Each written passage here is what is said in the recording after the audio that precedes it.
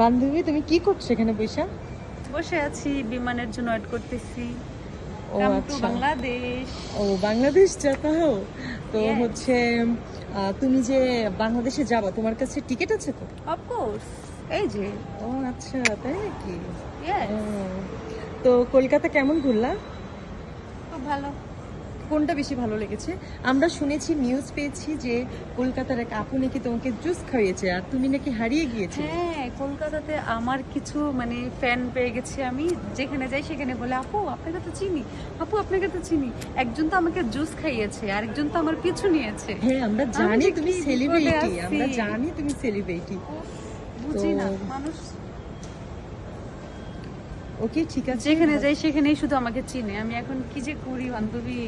ঠিক আছে, তাহলে ভালোভাবে যাও। আজকে আমরা এই পর্যন্ত স্টপ।